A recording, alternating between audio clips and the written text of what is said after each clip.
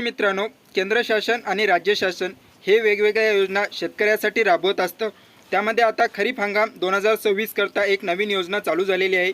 कृषी विभाग, महाराष्ट्र शासन, महाडीबीटी शेतकरी योजना पोर्टलवर प्रमाणित बियाणेसाठी अर्ज भरणे चालू झाले आहेत। या अर्जासाठी लागणारी कागदपत्रे आणि अर्ज कसा करायचा याची सविस्तर माहिती आपण या व्हिडिओमध्ये पाहणार आहोत। या अर्जासाठी अर्ज करण्यासाठी तुम्हाला तुमचं आधार कार्डला लिंक असलेला मोबाईल नंबर आणि फार्मर ID कार्ड असणं गरजेचं आहे। या अर्जाची निवड ही लॉटरी पद्धतीवर नसता प्रथम येणाऱ्यास प्रथम प्राधान्य या अनुक्रमणावर दिली जाणार आहे। आता या योजनेचा अर्ज कसा भरायचा हे सविस्तर आपण या व्हिडिओमध्ये पाहूयात।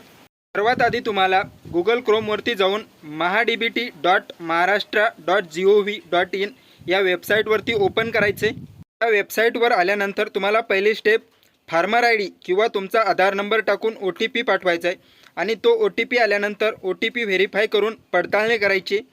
त्यानंतर तुमची प्रोफाईल ओपन होईल। प्रोफाईल ओपन झाल्यानंतर दुसरी स्टेप तुम्हाला घटकासाठी अर्ज करा हा पर्याय निवडायचा आहे। हा पर्याय निवडल्यानंतर त्यामध्ये तुम्हाला बियाणे वितरण, प्रात्यक्षिक बियाणे आणि हा घटक निवडायचा आहे। नंतर चौथी स्टेप तुम्हाला तुमचा जिल्हा, गाव आणि फार्म ID निवडून घ्यायचा आहे। ज्या गटामध्ये तुम्हाला सोयाबीन पेरायचे आणि सोयाबीनसाठी अनुदान मिळायचे तो गट तुम्ही तिथे सिलेक्ट करायचा आहे।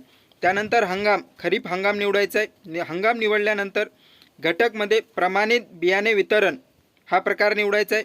त्यानंतर पीक प्रकार गलित धान्य, सोयाबीनसाठी तुम्हाला गलित धान्य निवडायचे।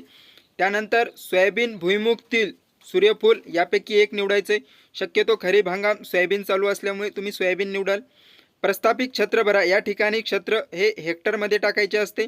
जास्तीत जास्त 1 हेक्टर क्षेत्रासाठी तुम्ही सोयाबीन पिकासाठी अर्ज करू शकता। जतन करा या बटनावरती क्लिक करायचे। त्यानंतर तुम्हाला वरती अर्ज सादर करा या पर्यायावर क्लिक करायचे आणि तुमचं 23 रुपये 60 पैशाचं पेमेंट करायचे। त्यानंतर तुम्हाला तुमचा अर्ज सबमिट झाल्याची पावती दिसेल।